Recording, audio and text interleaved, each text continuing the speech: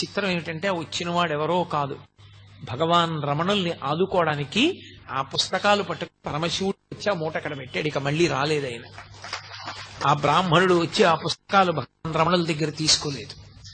అంతటి పరమ సత్యమైనటువంటి క్షేత్రం ఆ క్షేత్రము. అక్కడ కొండ, శివలింగము. అరుణాచలేశ్వర దేవాలయంలో ఉన్నటువంటి శివలింగము అరుణాచల పర్వతం లోపలే ఉన్నటువంటి ఒక పెద్ద గుహ ఉన్నది అంటారు.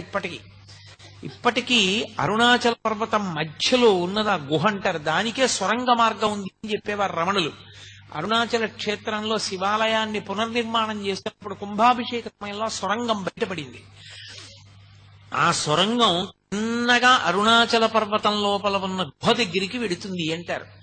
అక్కడ ఒక పెద్ద వటవృక్షం ఉంటుందని, ఆ మర్రి చెట్టు కింద దక్షిణామూర్తి స్వరూపంలో సిద్ధయోగ స్వరూపంతో పరమశివుడు ఇప్పటికీ కూర్చుని ఉంటాడని, సనక సనందనాది మహర్షులందరూ కూడా ఆయన్ని సేవిస్తూ ఉంటారని చెప్తారు. ఒకానొకప్పుడు భగవాన్ రమణులు అరుణాచల పర్వతం మీద నడిచి వెడుతుంటే విస్తరాకంత మర్రాకు ఒకటి వచ్చి గాలికి ఎడుకుంటూ ఎండు ఆకు ఆయన కాలికి తగిలింది. ఆయన మర్రాకు పైకెత్తి చూసి విస్తరాకంత ఉంది. ఈ అరుణాచల పర్వతం మధ్యలో ఉన్న గుహలో పరమశివుడు దక్షిణామూర్తిగా కూర్చున్నాడు. ఆ చెట్టు ఆకే ఎగిరొచ్చింది. నేను దర్శనం చేస్తానని బయలుదేరాడు. ఆయన కొంత దూరం వెళ్ళేసరికి ఆయన కాలు అనుకోకుండా అక్కడ ఉన్న ఒక పొదలో ఉన్న తేనె పట్టుకి తగిలింది. తేనె పట్టులో ఉన్న ఈగలన్నీ పైకి జుమ్మని లేచాయి. వెంటనే రమణుడు అన్నారు, ఈ కాలు తప్పు చేసింది, వాటి గూడు కదిపింది, కాబట్టి ఇది శిక్ష అనుభవించాలని ఆ కాలు ఒక రాయి మీద పెట్టి వదిలిపెట్టేశాడు. ఆ తేనెటీగలన్నీ వచ్చి ఆయన కాలు కుట్టగలిగినంతసేపు కుట్టాయి. ఇంత లావున వాచిపోయింది. ఆ వాచిపోయిన కాలు ఈడ్చుకుంటూ ఆయన కిందకి దిగి వచ్చేశాడు. పళనిస్వామి అని అప్పుడు ఆయనకి సేవ చేస్తూ ఉండేవాడు. అతను శ్రావణం తీసుకొచ్చి ఆ తేనెటీగల యొక్క ముళ్ళు ఆయన కాల్లో విరిగిపోయిన వాటన్నింటినీ బట్టికి లాగేశాడు. కానీ ఆయన శరీరాన్ని విడిచిపెట్టేసే పర్యంతము రమణుల యొక్క ఒక కాలు చాలా లావుగా ఉండేది. ఇప్పటికీ మీరు రమణాశ్రమానికి వెళ్ళి ఆయన యొక్క ఫొటోస్ చూస్తే ఒక కాలు లావుగా కనపడుతుంది. కారణం, ఆ దక్షిణామూర్తి దర్శనానికి ప్రయత్నం చేసినప్పుడు రమణ మహర్షి యొక్క ఒక కాలుని తేనెటీగలు కుట్టి, ఆ తర్వాత ఎవ్వరిని వెళ్ళొద్దని చెప్పేవారు రమణ మహర్షి. ఆయన మాట వినకుండా వెంకటరామయ్య గారని ఒక ఆయన స్నేహితులు కలిసి అరుణాచలంలో మేము దక్షిణామూర్తి దర్శనం చేస్తామని బయలుదేరారు. తీరా వాళ్ళు బయలుదేరి వెళ్ళిన తరువాత వాళ్ళు మార్గంలో చాలా చాలా కష్టాలు పడి వాళ్ళకి అసలు వెనక్కి తిరిగి వచ్చే మార్గం మర్చిపోయి ఉండిపోయారు. ఆ పైన ఉండిపోతే ఇక్కడ రమణుల యొక్క అనుగ్రహం వల్ల, కొండ కింద రమణులు చేసిన సంకల్పం వల్ల వాళ్ళు మళ్ళీ చీకటి పడిన తర్వాత కొండ దిగొచ్చారు. అప్పటి నుంచి ఎవ్వరూ ఆ సిద్ధయోగి దర్శనం చేసే ప్రయత్నం చెయ్యరు.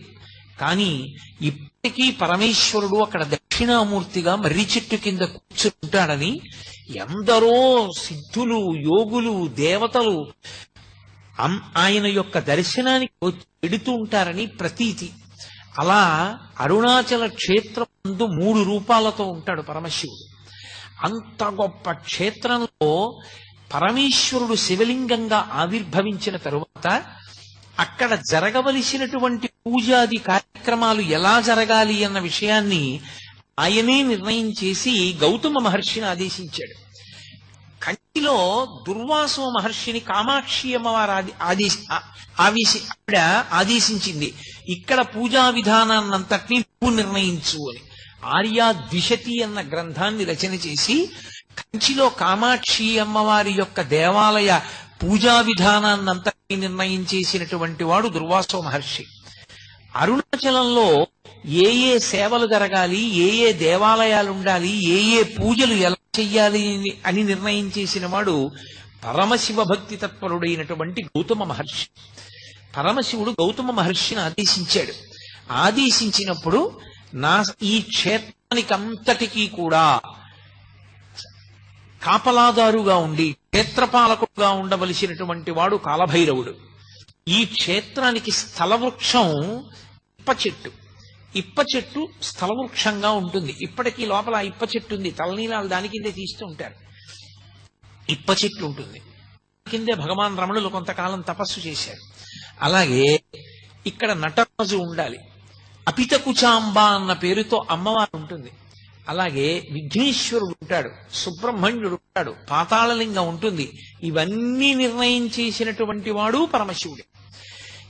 అక్కడ ఏ ఏ సేవలు జరగాలో, ఏ ఏ పూజలు జరగాలో నిర్ణయం చేసిన వాడు పరమశివుడే. అందుకే అరుణాచల క్షేత్రంలో 3 ఉత్సవాలు జరుగుతాయి. అందులో 2 ఉత్సవాలు చాలా పెద్ద పెద్ద ఉత్సవాలు. ఒక ఉత్సవం ఒక స్థాయిలో జరుగుతుంది. అది మనకి వలైకాపు మంటపము అని ఉంటుంది లోపల.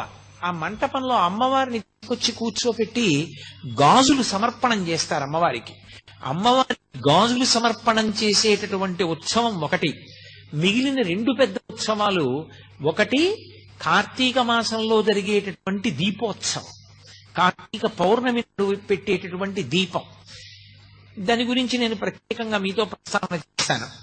ఇక 3వ ఉత్సవం పార్వతీ పరమేశ్వరుల మధ్య వచ్చేటటువంటి ప్రణయ కలహోత్సవం చేస్తారు.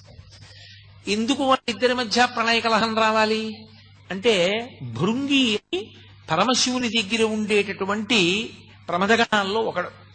ఆయనది ఒక విచిత్రమైనటువంటి వ్యక్తిత్వం. ఆయనకి 3 కాళ్లతో ఉంటాడు. ఇప్పటికీ మీకు కచ్చిలో కనపడతాడు. అలాగే మళ్ళీ శ్రీకాకుళం దగ్గర ఉన్నటువంటి క్షేత్రం పరమశివ సందర్భమైనటువంటిది, ఆయన స్పర్శ కలిగినటువంటిది శ్రీముఖలింగం. ఆ శ్రీముఖలింగ క్షేత్రంలో దేవాలయానికి ప్రదక్షిణం చేస్తున్నప్పుడు వెనక గోడ మీద ఉన్నాడు భృంగి. 3 కాళ్లతో ఉంటాడు ఆయన. ఆ భృంగి ఒక్క శివుడికే భక్తుడు, అమ్మవారికి నమస్కారం పెట్టేవాడు కదా ఆయన. పరమశివుడికి ఒక్కటే ప్రదక్షిణం చేసేవాడు, పరమశివుడికి ఒకడికే పాదాలకు నమస్కారం చేసేవాడు. అమ్మకు రోజున ఆగ్రహం వచ్చింది, ఏమిటి ఎప్పుడు ఆయనకే ప్రదక్షిణం చేస్తాడు, ఆయనకే నమస్కారం చేస్తాడు, అసలు నా వంక కూడా చూడడం ఇదేం భక్తి, ఏం చేస్తాడో చూస్తానని భృంగి వస్తుంది. అమ్మవారు పరమశివుడి యొక్క వామార్థ భాగంలోకి వెళ్ళిపోయి అర్ధనారీశ్వర స్వరూపాన్ని పొందింది. ఇప్పుడు ఎలా ప్రదక్షిణం చేస్తాడు? చెయ్యాలంటే మరి నేను ఉన్నానుగా ఎడం పక్కన, ఏం చేస్తాడో చూస్తానంది. ఆయన తేనెటీగ అయిపోయి పరమశివుడికి పార్వతీదేవికి మధ్యలో తొలిచి కన్నం ప్రదక్షిణం చేశాడు తప్ప అమ్మవారికి ప్రదక్షిణం చేయలేదు. ఆ భృంగికి మోక్షం ఇస్తానన్నాడు పరమేశ్వరుడు. అమ్మవారు ఒక్కనాటికి ఇవ్వడానికి వీల్లేదు.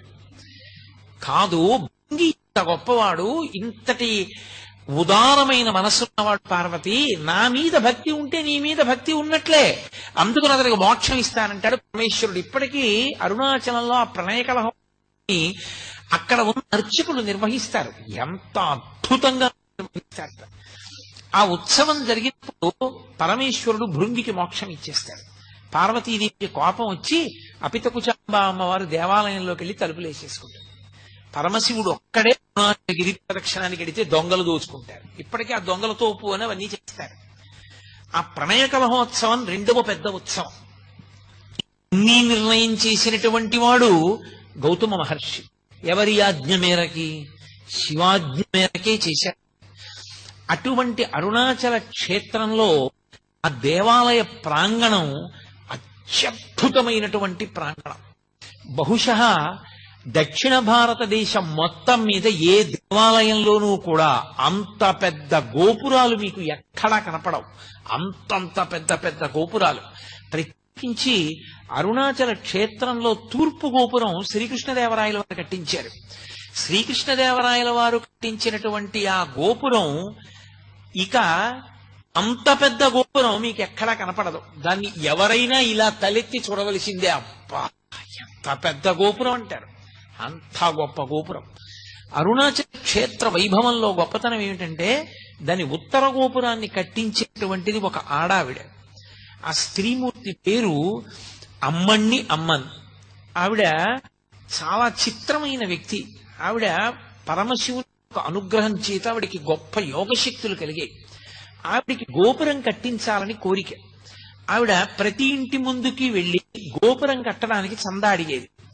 డబ్బులు లేవంటారేమోనని ఆవిడ ఇంటి ముందు నిలబడి ఆ ఇంట్లో ఇనప్పెట్టె ఎక్కడుందో, ఇనప్పెట్టెలో ఎక్కడ డబ్బు పెట్టారో ఆ డబ్బు ఎంత ఉందో చెప్పేది.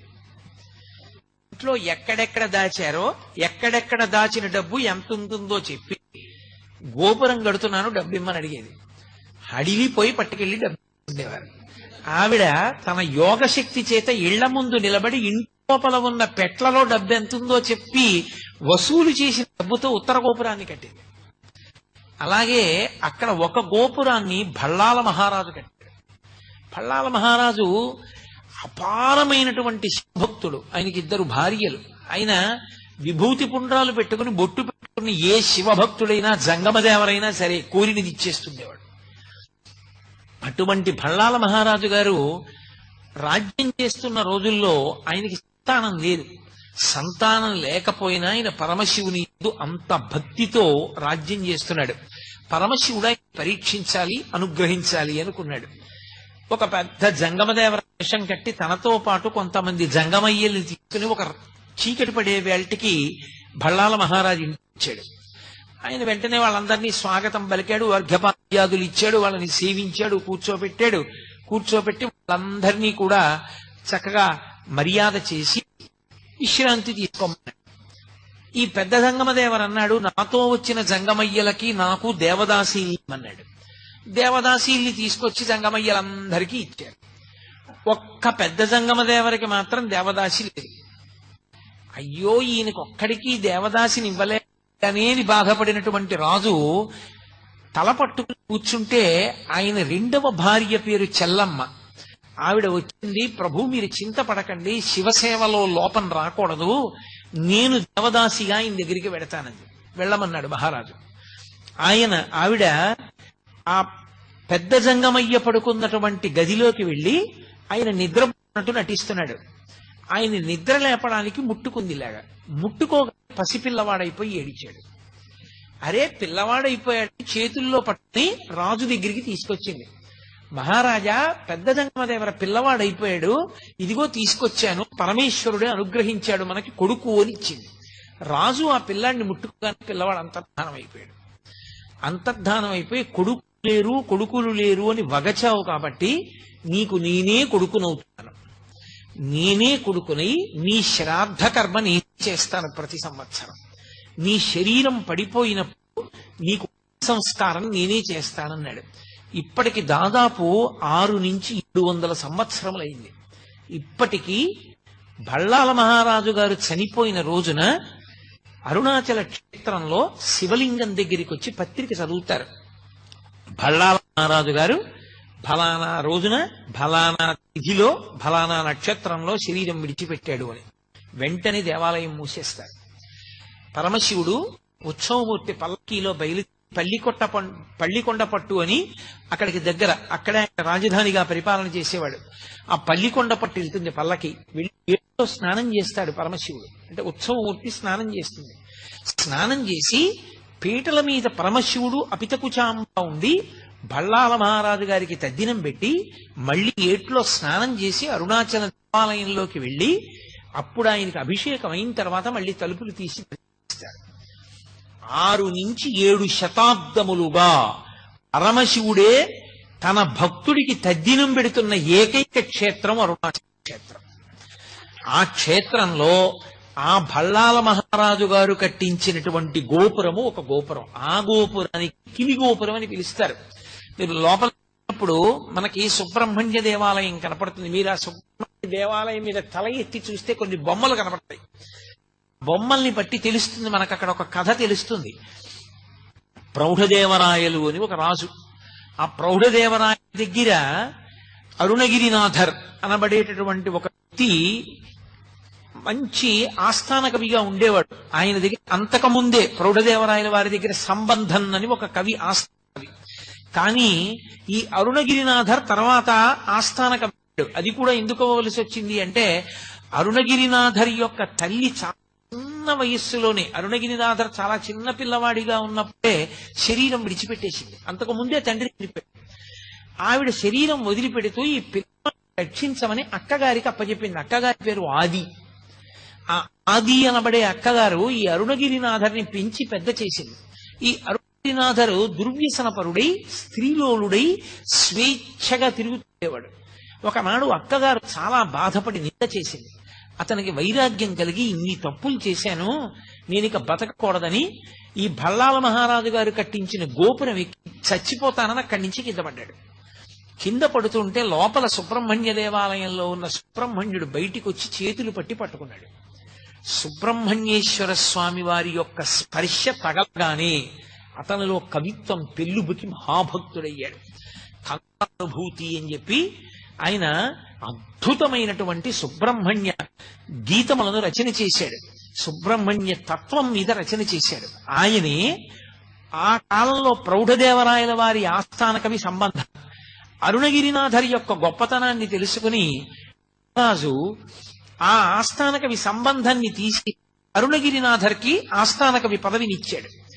ఈయన ఆస్థాన కవి ఉంటూ సుబ్రహ్మణ్యుణ్ణి సేవించాలనేటటువంటి తాపత్రయంతో తెచ్చిన పువ్వులతో సంతోషపడక పరకాయ ప్రవేశ విద్య తెచ్చుకుని తన శరీరాన్ని అరుణాచల దేవాలయంలో ఒక మూల ఎవరికీ కనపడకుండా విడిచిపెట్టి చిలుకలోకి ప్రవేశించి పక్కన ఉన్నటువంటి వనాల్లో వెళ్లి పారిజాత పుష్పాలు వచ్చి సుబ్రహ్మణ్యుణ్ణి సేవిస్తుండేవాడు. ఇది పెట్టాడు సమ్మతం. తను శరీరాన్ని వదిలి చిలుక శరీరంలోకి వెడుతూ ఉంటాడు.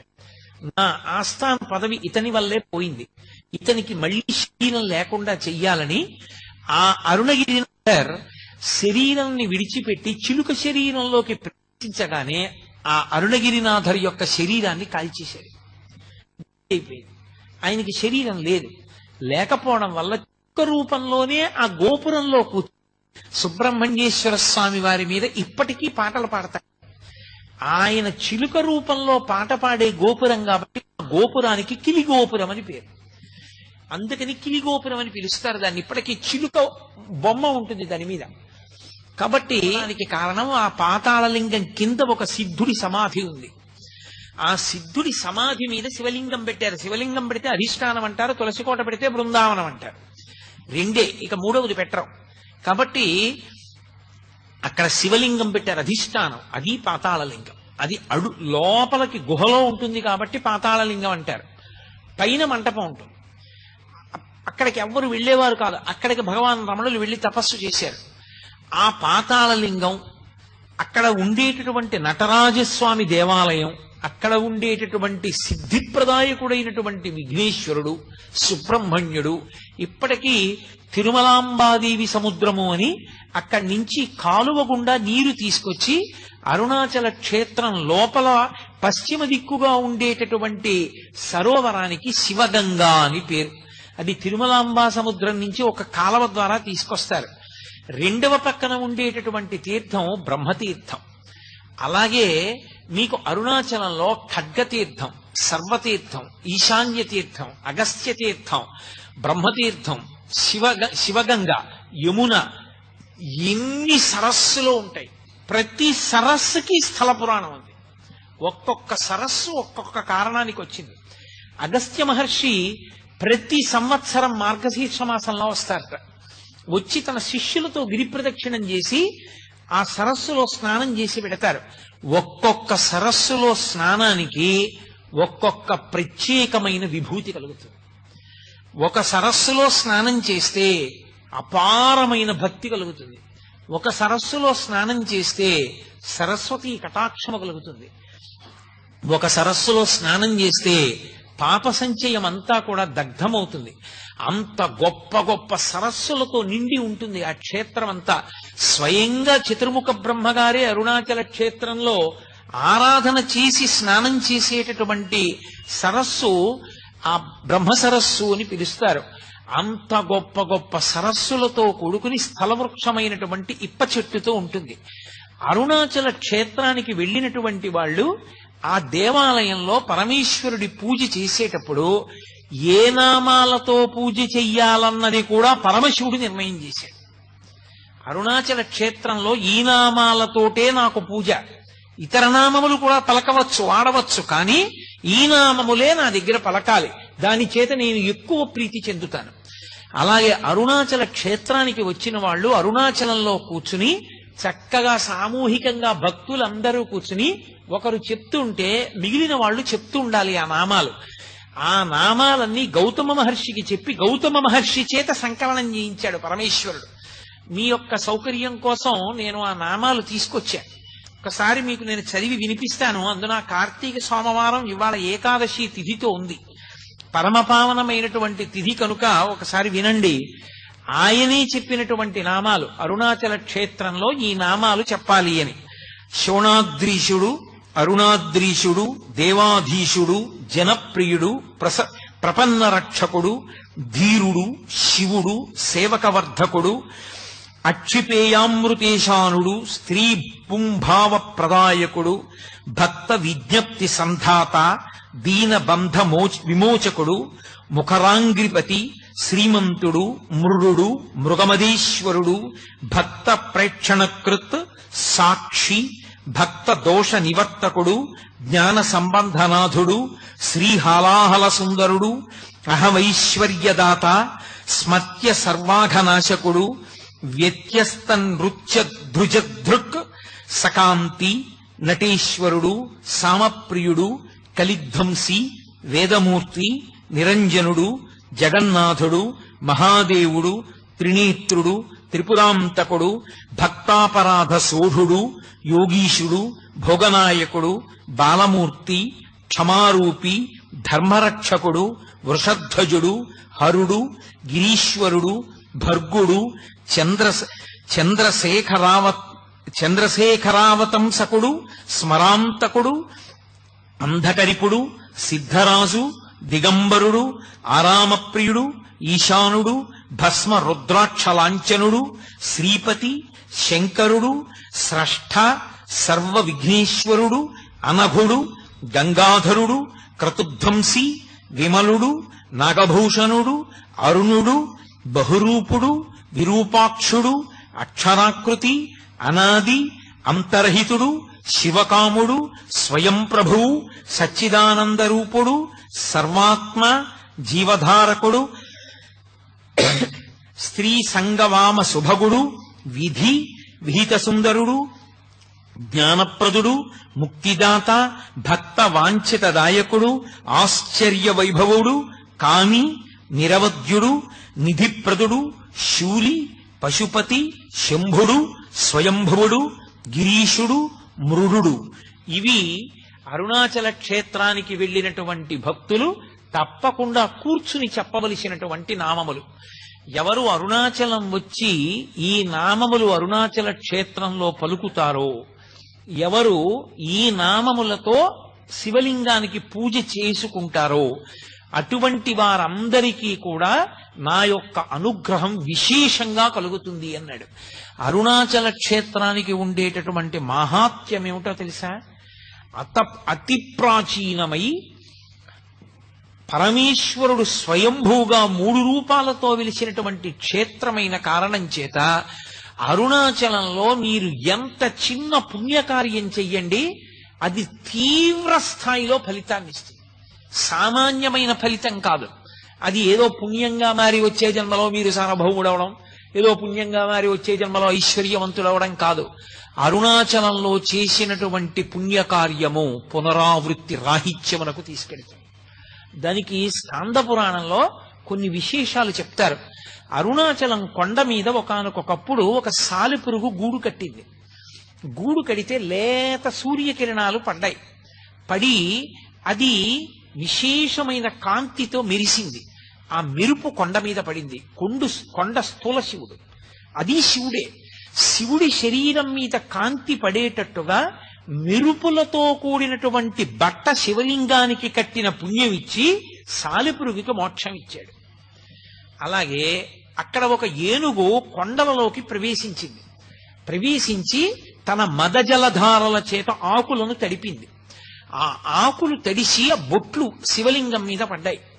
శివలింగం మీద అభిషేకం చేసిందన్న పుణ్యం ఇచ్చి ఏనుక్కి పునరావృత్తి రాహిత్యం ఇచ్చాడు. అలాగే ఒక ఎలుక అరుణాచల పర్వతంలోకి దూరింది. దూరి అది తవ్వింది. తవ్వితే దాని లోపల ఉన్నటువంటి ఆ రాళ్ల మీద సూర్యకిరణాలు పడ్డాయి. మణులు ప్రకాశించినట్టుగా ప్రకాశించేవి. ఆ ప్రకాశించిన కాంతులు పడిన కారణం చేత మణుల చేత దీప శోభని వెలిగింపచేసింది అని ఆ ఎలుక మళ్లీ పుట్టవలసిన అవసరం లేని స్థితిని పొందింది. ఒక చిలుక ఒక చిలుక అరుణాచల పర్వతం మీద ఎగురుతున్నప్పుడు దాని యొక్క రెక్కల కదలికలకి ధూళికణములు తొలగించబడ్డాయి. అరుణాచల పర్వతాన్ని శుభ్రం చేసింది అని చెప్పి దానికి మోక్షం ఇచ్చారు. అన్నిటికన్నా ఆశ్చర్యం, ఒకప్పుడు అరుణాచల దేవాలయంలోకి గ్రద్ద ప్రవేశించింది. బలిపీఠం మీద ఉన్నటువంటి కబళం కింద పడితే తిందామని అది వాలి కూర్చోడానికి అవకాశం లేక తన రెక్కలతో అల్లార్చింది. ఆ ముద్ద కోసం కబళం కింద పడింది. అది రెక్కలు అల్లార్చినప్పుడు ఆ బలిపీఠం మీద ఉన్న ధూళి కొంత ఎగిరింది. ధూళి ఎగిరింది కాబట్టి అది దేవాలయాన్ని తుడిచింది అని మోక్షం ఇచ్చారు. నేను మీకు కొన్ని ఉదాహరణలే చూపించగలను, అన్నీ చూపించడం సాధ్యమయ్యే విషయం కాదు. అరుణాచలంలో చేసినటువంటి కించిత్ పుణ్యం కూడా మళ్ళీ ఏదో వచ్చే జన్మలో పుట్టి అనుభవించడానికి పనికొచ్చే పుణ్యంగా మారడం కాదు. ఇక మళ్లీ పుట్టవలసిన అవసరం లేనంత గొప్ప జ్ఞానాన్ని ఇవ్వగలిగినటువంటి క్షేత్రం.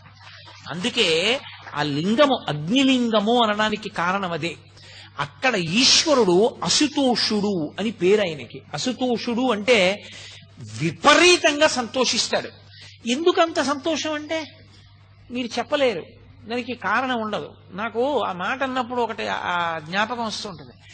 నేను చాలా సంతోషం అంటుంటాను. అందులో నాకు ఈ చాలా సంతోషం అన్న మాట ఎక్కువ అనడం ఎప్పుడు అలవాటు అంటే ఫోన్ మాట్లాడుతున్నప్పుడు ఆ మాట అంటుంటాను. ఎవరైనా నేను చెప్తుంటే చాలా సంతోషం చాలా సంతోషం అంట. నన్ను ఎప్పుడు ఎవరు అడగలేదు. నన్ను ఒకసారి ఒక పిల్ల అడిగింది, అవతల ఫోన్లో మాట్లాడుతోంది. నేను తాతగారు రోజు స్కూల్కి వెడుతున్నాను. చాలా సంతోషం అమ్మా అన్నాను. బాగా చదువుకుంటున్నాను తాతగారు. చాలా సంతోషం అమ్మా అన్నాను. తాతగారండి అమ్మ చెప్పిన మాట వింటున్నాను. చాలా సంతోషం అమ్మా అన్నాను.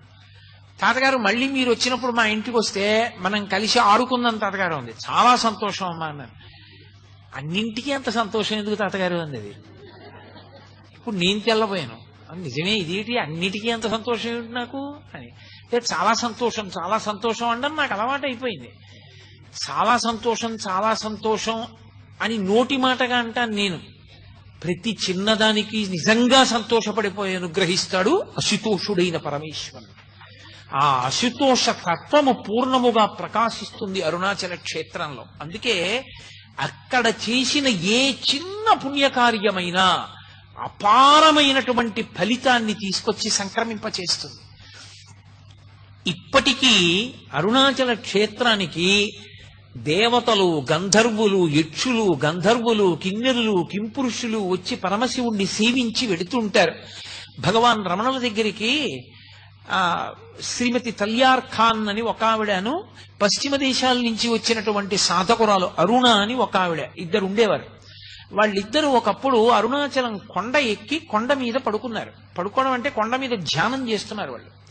వాళ్ళకి ధ్యానం చేస్తూ ఉండగా అద్భుతమైన సంగీతం వినపడింది. అందులో ఈ శ్రీమతి తల్యార్ ఖాన్ ఆవిడే పాతాళలింగ దేవాలయాన్ని అంతటినీ కూడా పునర్నిర్మాణం చేసింది. అప్పుడే రాజగోపాలాచారి గారు మనకి గవర్నర్ జనరల్ ఆఫ్ ఇండియా అని లాస్ట్ గవర్నర్ జనరల్ రాజగోపాలాచారి గారు గవర్నర్ జనరల్ గా ఉండగా ఆహ్వానించారు దాని ప్రారంభోత్సవానికి.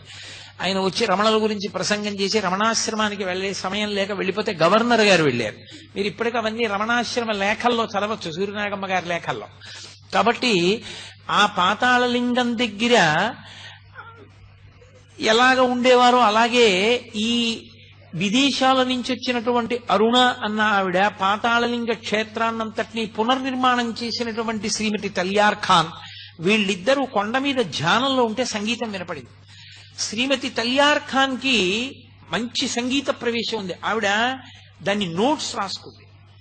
నోట్స్ రాసుకుని వచ్చి భగవాన్ రమణులకు చెప్పింది. ఇది మెద్రాస్ పంపించింది ఆవిడ. పూర్వం రోజుల్లో అది మెద్రాస్, ఇప్పుడు చెన్నై.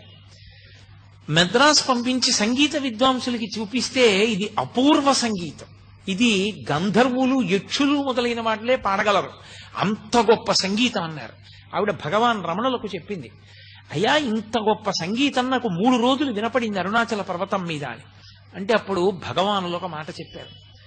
ఆది అన్నామలైలో నేను ఉండగా, ఆది అన్నామలై అంటే తూర్పున అరుణాచల దేవాలయం ఉంటుంది, పశ్చిమాన ఆది అన్నామలై ఉంటుంది. అది బ్రహ్మగారు ప్రతిష్ట. ఆది అన్నామలై కొండకి చాలా దగ్గరగా ఉంటుంది గుడి.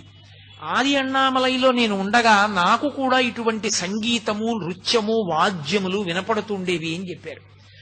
ఆ దక్షిణామూర్తిగా కూర్చునేటటువంటి సిద్ధస్వరూపమైనటువంటి పరమశివుని ముందు ఇప్పటికీ అప్సరోగణములు కూడా వచ్చి నృత్యం చేస్తుంటాయి అని, అవన్నీ వినపడుతుంటాయి అంటారు ఆది అన్నామలై అటువంటి చోట్లకి. ఎన్నో సరోవరములు ఆ దేవాలయం యొక్క పాదాల ఆ కొండ పాదముల దగ్గర ఎన్నో సరోవరములు ఏర్పడి ఉంటాయి. అంత గొప్ప క్షేత్రం అరుణాచల క్షేత్రం. అటువంటి అరుణాచల క్షేత్రంలో అసలు ఆ దేవాలయంలో అత్యద్భుతమైనటువంటి విషయం ఏమిటంటే అసలు ప్రాకారములు, ఆ 3 ప్రాకారములు ఒక్కొక్క ప్రాకారం దాటి లోపలికి వెడుతుంటే ప్రత్యేకించి 100 కాళ్ల మంటపం, 16 కాళ్ల మంటపం అటువంటి వాటి దగ్గర నిలబడి చూస్తే ఎదురుగుండా స్థూల శివుడైనటువంటి కొండ కనపడుతుంటుంది. లోపల శివలింగ దర్శనం కూడా చెయ్యవచ్చు.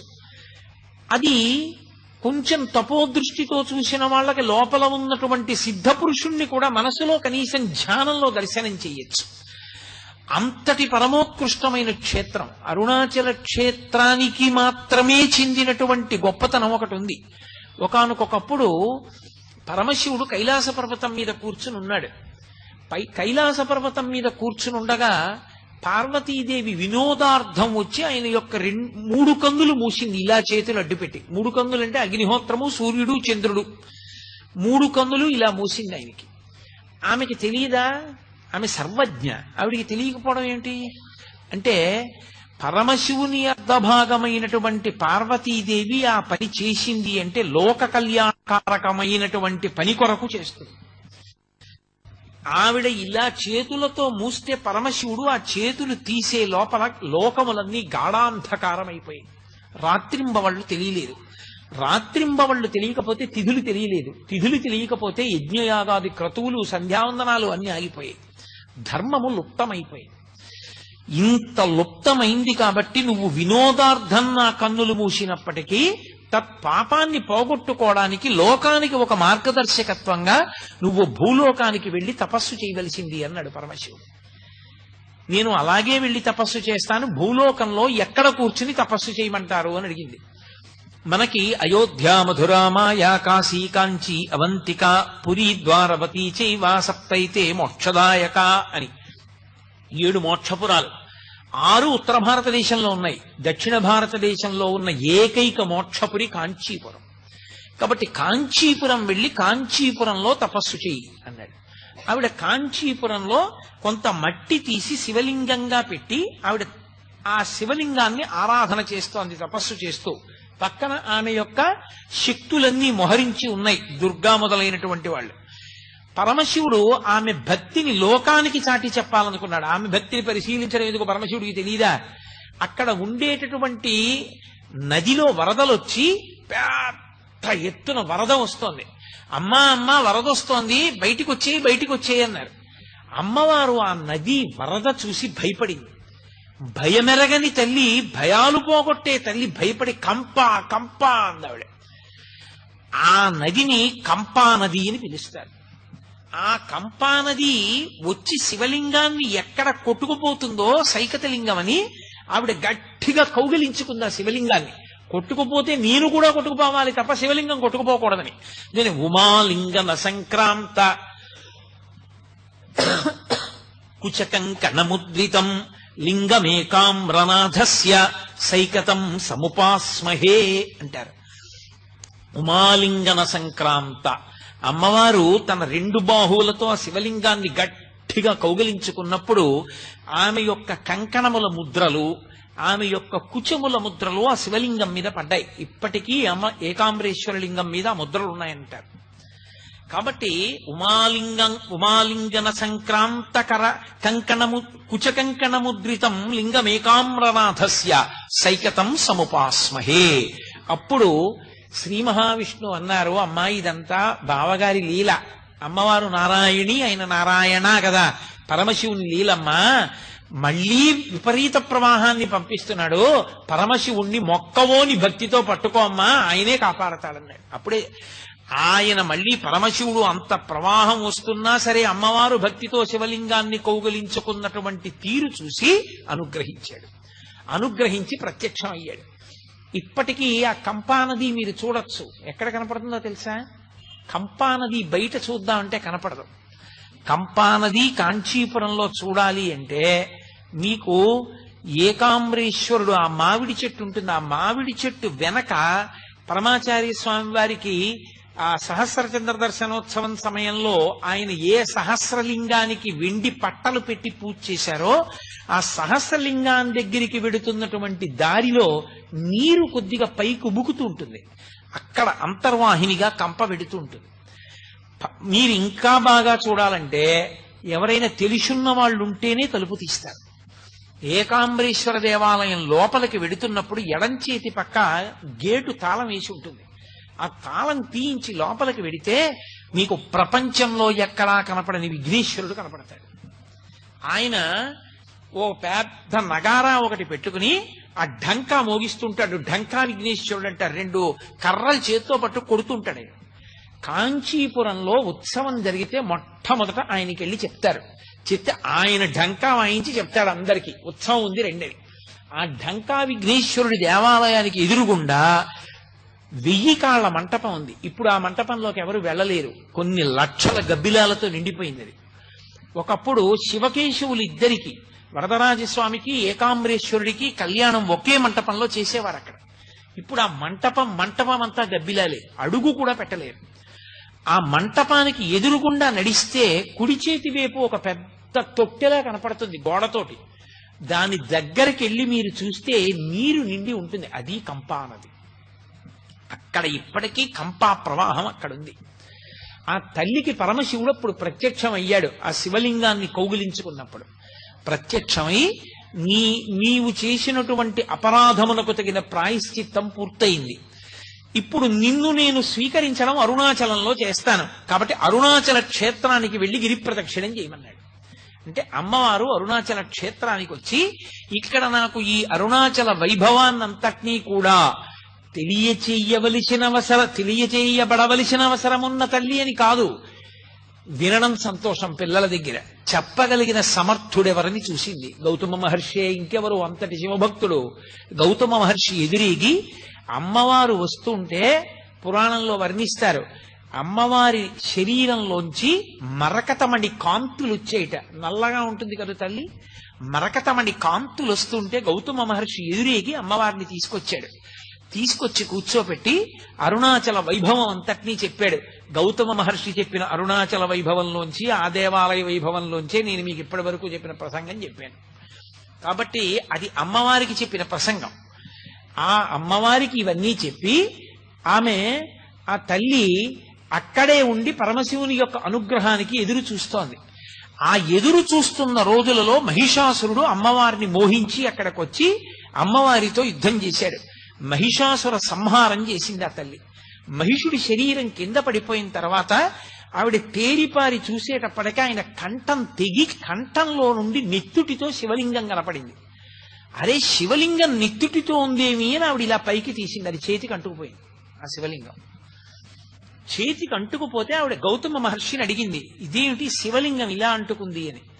అమ్మాయిన మహాశివభక్తి తత్పరుడమ్మా మహిషాసురుడు, కంఠంలో శివలింగాన్ని ఉంచుకున్నవాడు ఉంది.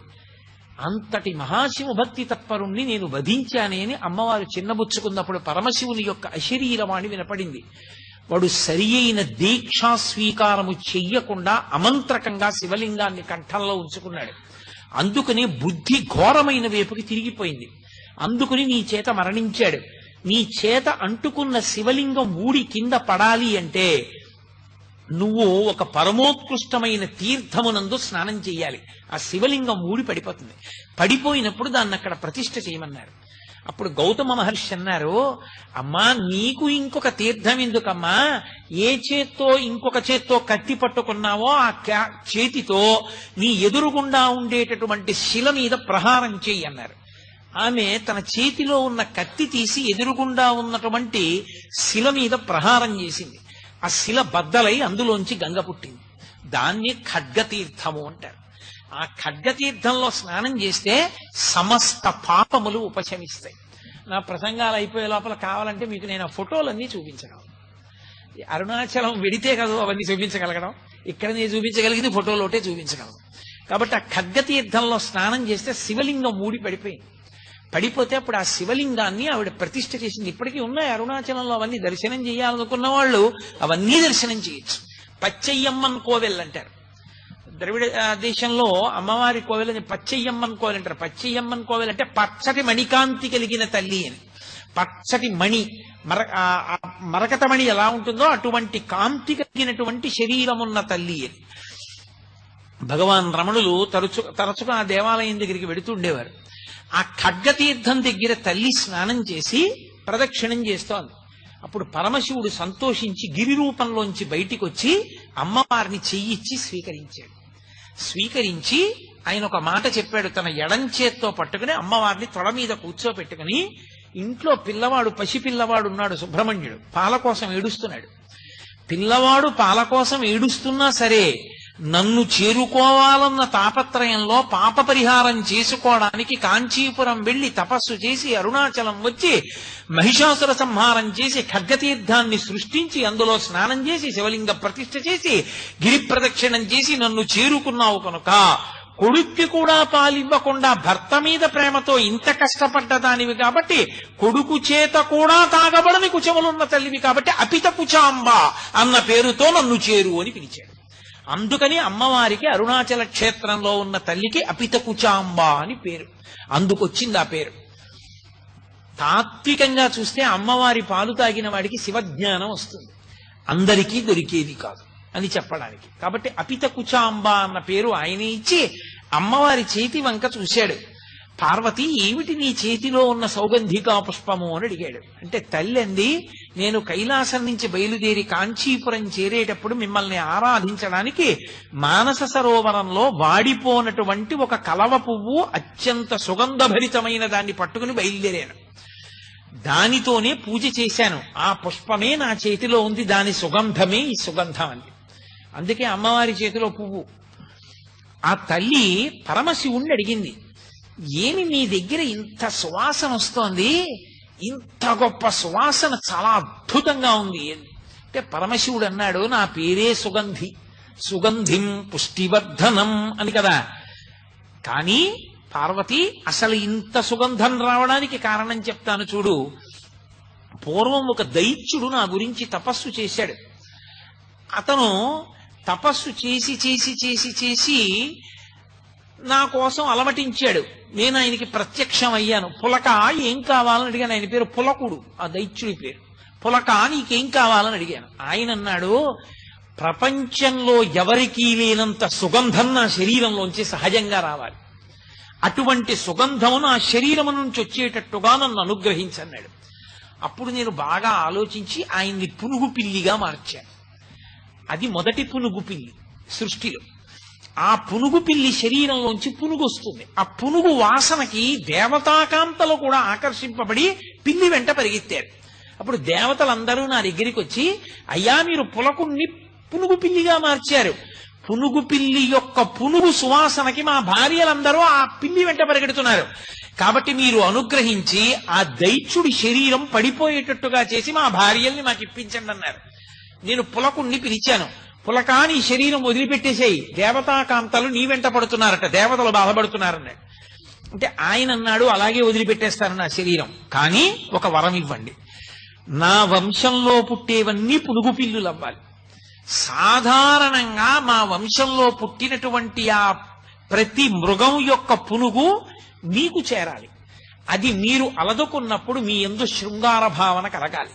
మీరు అమ్మవారితో కలిసి పరమ సంతోషంగా ఉల్లాసంగా భక్తజనులందరినీ ఆనందంగా చూడాలి, వాళ్ళ కోరికలు ఈడేర్చాలి, నన్ను అనుగ్రహించమని అడిగాడు. అందుకే అదిగో ఆ పులకుని యొక్క వంశంలో వచ్చినటువంటి జాతి పిల్లులే ఈ పునుగు పిల్లులు ఇప్పుడున్నాయి. ఆ పులకుడు శరీరం వదిలిపెట్టేటప్పుడు అతని శరీరంలో ఉన్న పునుగు నాకు అలదాడు. ఆ పునుగు వాసన ఇది పార్వతి, అందుకునంత సుగంధభరితంగా ఉన్నాను ఇక్కడ నేను అన్నాడు. అంటే పార్వతీదేవంది, తత్వతః మీది చాలా గొప్ప రూపం, మీరు పైకి చూడడానికి ఏమిటి అలా వేసుకుంటాడాయన అనిపిస్తుంది. కానీ పునుకల పేరు కంఠమున భూరి భుజంగము భూషణంబుగా అనయము భస్మధారణము ఎద్రి నివాసము మీరు విల్లుగా అనుబుగ దంతి చర్మమును హస్తములందు కపాల శూలముల్ పడిబడి దాల్తు శంకర కృపావరు రూపమును ఆశ్రయించదన్. ఆయన మెడలో పెద్ద పావుని వేసుకుంటాడు, ఓ కపాలమాల వేసుకుంటాడు, ఏదో ఒళ్ళంతా శవ విభూతి అలదుకుంటాడు.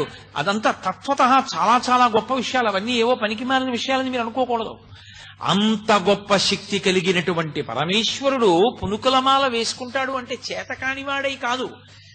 బ్రహ్మగారి పుర్రె పడిపోతే అయ్యో పాపం సృష్టి చేసినవాడు ఆయన పుర్రె కూడా పడిపోవడమా అని ఓ తడపకి గుచ్చి మెళ్ళో వేసుకున్నాడు. అలాంటి పుర్రెలమాల అంత పెద్దదైందంటే ఎంతమంది బ్రహ్మలు వెళ్ళిపోయారు, ఆయన మాత్రం అలాగే ఉన్నాడు. ఆయన యొక్క శాశ్వతత్వాన్ని తెలియచేస్తుంది అంతే తప్ప ఆయన ఏదో చేతకానివాడై వేసుకున్నాడని అనుకోకూడదు. అటువంటి గొప్ప స్వరూపము మీదైనా అమ్మ బాబోయ్ ఆయన పావులు వేసుకుంటారు, ఆయన శివ విభూతి రాసుకుంటారు అని లోకంలో పేరు. కాబట్టి ఒక్క అరుణాచల క్షేత్రంలో మాత్రం మీరు అలా ఉండకుండా పరమమంగళ స్వరూపంతో ఉండాలి. ఎంత పరమమంగళ స్వరూపం!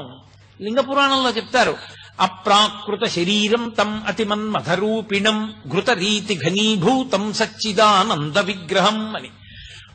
పేరుకున్న నెయ్యి ఎంత బాగుంటుందో అలా ఆ పరమశివ స్వరూపం అంత వైభవోపేతంగా ఉంటుంది. అంత మంగళప్రదుడమైనటువంటి స్వరూపంతో ఉండాలి.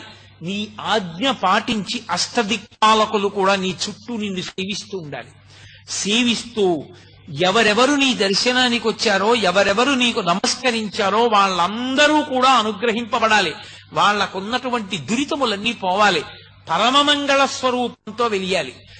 కోటి సూర్య ప్రతీకాశం సర్వావయవ సుందరం విచిత్రవసంచాధ నానాభూషణ భూషితం అని ఆయన సుప్రసన్నం సులావణ్యం సుహాసంచ మనోహరం గౌరాభం ద్యుతి సంయుక్తం చంద్రరేఖా విభూషితం సూర్యేణ చిత్రితం మూర్ధ్ని చంద్రదండ విరాజితం గంగా చ యమునా చైవ విధత్తు స్మనుచామరే అని వ్యాస భగవానుడు శివమహాపురాణంలో వర్ణించినట్టు ఒక అతిమంగళ స్వరూపం అంటారు దాన్ని. అసలు శివుని యొక్క యథార్థ స్వరూపం అలా ఉంటుంది. అందులో ఆయన అలా ఉన్నప్పుడు కోటి సూర్య ప్రతీకాశం, కోటి సూర్యులు ఒక్కసారి ఉదయిస్తే ఎంత కాంతి ఉంటుందో అంత గొప్ప కాంతితో నువ్వు వెలియాలి. కాబట్టి కోటి సూర్య ప్రతీకాశం సర్వావయవ సుందరం, ఏ అవయవం వంక చూసినా కన్ను తిప్పుకోవడానికి వీలుండకూడదు. అంత సుందర రూపంతో సుందర శివుడిగా వెలియాలి నువ్వు. కాబట్టి సర్వావయవ సుందరం, దానితో పాటుగా విచిత్ర వసనంచాధ, ఆ గజాసురుడికి మాటిచ్చాడని ఏనుగు తోలు కట్టుకుంటాడు. ఇక్కడ నువ్వు ఏనుగు తోలు కట్టుకోకూడదు. చీనాంబరములు మంచి పట్టుపుట్టాన్ని కట్టుకోవాలి. విచిత్ర వసనంచాధ నానాభూషణ భూషితం, అద్భుతమైనటువంటి అలంకారములన్నీ చేసుకోవాలి. దానితో పాటుగా సుప్రసన్నం సులావణ్యం సుహాసంచ మనోహరం, అతి ప్రసన్నమైనటువంటి స్వరూపంతో ఉండాలి. ఎవరైనా వచ్చి నీ కాళ్ళ పడిపోవచ్చు, అంత ప్రసన్నుడవై ఉండాలి, అంత సులభుడవై ఉండాలి. సుప్రసన్నం సులావణ్యం సుహాసంచ మనోహరం, మంచి చిరునవ్వు నవ్వుతూ ఉండాలి. నీనో నువ్వు రమిస్తూ కన్నులు మూసుకుని అరమోడ్పు కన్నులతో ఉండకూడదు, కన్నులు తెరిచి నవ్వుతూ ఉండాలి. సుహాసంచ మనోహరం, చూడగానే అవతల వారి మనస్సు హరింపబడాలి. సుహాసంచ మనోహరం గౌరాభం, తెలుపు ఎరుపు పసుపులు కలిసిన కాంతితో ఉండాలి. ద్యుతి సంయుక్తం, నీలోంచి మంచి కాంతి ప్రసరిస్తూ ఉండాలి. గౌరాభం ద్యుతి సంయుక్తం చంద్రరేఖా విభూషితం, తదియనాటి చంద్రరేఖని కిరీటంలో ధరించిన వాడవై ఉండాలి. సూర్యేణ చిత్రితం మూర్తిని, సూర్యుడు నీ తల మీద గుడుగై ఉండాలి. చంద్రదండ విరాజితం, చంద్రుడు దానికి దండమై ఉండాలి, కర్రై ఉండాలి. గంగా చ యమునా చైవ విధర్తు స్మనుచామరే, గంగా యమున రెండు పక్కల నిలబడి నీకు చామరం వేస్తూ ఉండాలి. అంత గొప్ప స్వరూపంగా పార్వతీ కళ్యాణంలో కనపడ్డావు. మళ్ళీ అంత గొప్ప మంగళ స్వరూపంగా నువ్వు అరుణాచలంలో కూర్చోవాలి. నీ దగ్గర నుంచి వచ్చినటువంటి ఆ పులకుడు పునుగు పిల్లిగా మారినప్పుడు నీకు అలదినటువంటి ఆ పునుగున్నదే, ఆ వాసన చూసినప్పుడు నాకు ఈ కోరిక కలిగింది. కాబట్టి అరుణాచలంలో నువ్వు అంత పరమమంగళ స్వరూపంతో వెలియాలని కోరుకుంది. అందుకే పసిపిల్లల దగ్గర నుండి పెద్దవాళ్ల వరకు అందరికీ అందుబాటులో ఉన్న స్వామి. అందరూ ఆ కొండ ఎక్కుతారు, కొండ మీద తిరుగుతారు, కొండ మీద సంతోషంగా గడుపుతారు, ప్రదక్షిణం చేస్తారు. అంత గొప్పగా గడపడానికి అవకాశం ఇచ్చినటువంటి క్షేత్రం. ఆ అగ్నిస్వరూపమే పావకి అని పేరు సుబ్రహ్మణ్యుడికి. అందుకే సుబ్రహ్మణ్యుడికి కూడా ఆలవాలమైనటువంటి క్షేత్రం అరుణాచల క్షేత్రం. శివ శివ శివ అంటే పార్వతీదేవి, శివ అంటే శివుడు. శివుడు పార్వతుల యొక్క సమాగమ స్వరూపానికి సరియైనటువంటి నిర్వచనమే సుబ్రహ్మణ్యుడు. అటువంటి సుబ్రహ్మణ్య తేజస్సుకి ఆలవాలమైన క్షేత్రం కాబట్టే సుబ్రహ్మణ్యావతారంగా భగవాన్ రమణులు అక్కడ వెలిశారు, అక్కడే ఉన్నారు చాలా కాలం. కాబట్టి అటువంటి క్షేత్రంలో ఒక విశేషం జరిగింది కూడా. నేను మీతో అరుణగిరినాథర్ జీవితం గురించి ప్రస్తావన చేశాను. అరుణగిరినాథర్ని ఒకప్పుడు ప్రౌఢదేవరాయలు అడిగాడు, నాకు సుబ్రహ్మణ్యేశ్వర స్వామి వారి యొక్క దర్శనం చేయించు అని అడిగాడు. అడిగితే ఆయన అన్నాడు, నీకు దర్శనం చేయించడానికి ఒక పెద్ద ఇబ్బంది ఉంది. సుబ్రహ్మణ్య దర్శనం చేసే ప్రయత్నం చేస్తే, నిజంగా స్వామి నీకు దర్శనమిస్తే, ఆయన యొక్క విశేషమైన కాంతి వలన నీ నేత్రములు రెండు దృష్టిని పోగొట్టుకుంటాయి, ఇక నీకు కళ్ళు కనపడవు, అందుకని వద్దన్నాడు. అంటే ఆయన అన్నాడు, కళ్ళు పోయినా పర్వాలేదు, నాకు సుబ్రహ్మణ్య దర్శనం చేయించండి. సరే, ఇద్దరూ కలిసి దేవాలయంలోకి వెళ్ళారు, అరుణాచలేశ్వర దేవాలయంలోకి. సుబ్రహ్మణ్యేశ్వర స్వామి ముందు నుంచి అరుణగిరినాథర్ స్తోత్రం చేశాడు. సుబ్రహ్మణ్యుడు ప్రౌఢదేవరాయల వారికి ఎదురుగుండా ఉన్న స్తంభంలోంచి ప్రత్యక్షమై ప్రకాశించాడు. ఆయన కనపడగానే ప్రౌఢదేవరాయల వారి రెండు కళ్ళు పోయాయి. కళ్ళు పోగానే మళ్ళీ అరుణగిరినాథర్కి బాధ కలిగి, అయ్యో రాజు కళ్ళు పోయాయని మళ్ళీ సుబ్రహ్మణ్యుడిని ప్రార్థించాడు కళ్ళిమ్మని. మళ్ళీ సుబ్రహ్మణ్యుడు ప్రౌఢదేవరాయల వారికి కళ్ళిచ్చేశాడు. అందుకే ఇప్పటికీ కూడా ఈ కథ జరిగినటువంటిది, ఈ వైభవం జరిగినటువంటిది కాబట్టి ఆ క్షేత్రంలో సుబ్రహ్మణ్య దేవాలయాన్ని ప్రత్యేకంగా ఒక పేరుతో పిలుస్తారు. తిరు కంబత్తి నాయలార్ దేవాలయము అని పిలుస్తారు దాన్ని. ప్రౌఢదేవరాయల వారికి తన దర్శనమిచ్చి కళ్ళు పోతే మళ్ళీ కళ్ళిచ్చినటువంటి క్షేత్రం కాబట్టి అంత గొప్పగా అమ్మవారి కోరిక తీర్చడానికి పరమమంగళప్రదమైన స్వరూపంతో పరమశివుడు వెలిసినటువంటి క్షేత్రం సుబ్రహ్మణ్యేశ్వర స్వామి వారు వెలిసినటువంటి క్షేత్రం. ఆ క్షేత్రంలో మీతో నేను భళ్ళాల మహారాజు గారికి పరమేశ్వరుడు ఎంత అనుగ్రహాన్ని కురిపించాడో మనవి చేశాను. ఆ తరువాతి కాలంలో, ఈ మధ్య కాలంలో జరిగినటువంటి సంఘటనగా చెప్తారు పెద్దలు. ఒక గొప్ప ఐశ్వర్యవంతురాలు ఒంటి నిండా నగలు పెట్టుకుని తిరువణ్ణామలై అంటారు అరుణాచలాన్ని. తిరువణ్ణామలైలో ఒక పెళ్లికి వెళ్లడం కోసమని రైల్వే స్టేషన్ లో దిగింది. బాగా చీకటి పడిపోయింది అప్పటికే రాత్రి. ఆమె ఒక జట్కా మాట్లాడుకుని ఆ చిరునామా చెప్పి నన్ను ఇంటికి తీసుకెళ్లమని అడిగింది. ఆ జట్కా బండివాడు ఈమె ఎక్కినటువంటి బండిని అరుణాచలం అరణ్యం ఆ కొండ మొదట్లోకి తీసుకుపోతున్నాడు. ఆవిడికి అర్థమైంది, నన్ను దోచుకోవడానికి తీసుకెళ్తున్నాడని. ఆమె గట్టిగా అరిచింది, ఎక్కడికి తీసుకెళ్తున్నాను, నోరు మొయ్యి, నోరెత్తే చంపేస్తానన్నాడు. ఆమెకి చేసేది ఏమీ లేక భయపడిపోయి నిశ్శబ్దంగా కూర్చుని, ఆ చీకట్లో తనని రక్షించే వాళ్ళు లేరని ఆ పొదల్లో చెట్ల మధ్య నుంచి జట్కా వెళ్ళిపోతుంటే ఆమె అరుణాచల శివ, అరుణాచల శివ, అరుణాచల శివ అని మనసులో స్మరించింది. అకస్మాత్తుగా అక్కడికి 4 పోలీస్ కానిస్టేబుల్స్ వచ్చారు. మేము ఇక్కడ బీట్ తిరుగుతున్నాం, ఈ జట్కా ఈ లోపలికి ఎందుకు వచ్చింది, ఇంత లోపలికి అరణ్యంలోకి ఎందుకు తీసుకొచ్చామని అడిగారు. వాడు భయపడిపోయాడు. ఆవిడ్ని విడిపించారు, తీసుకెళ్లారు, పెళ్లి ఇంట్లో దింపేశారు. ఆవిడ్ని తీసుకెళ్తున్నప్పుడు ఆవిడ ఆ పోలీసులు నెంబర్లు అడిగింది.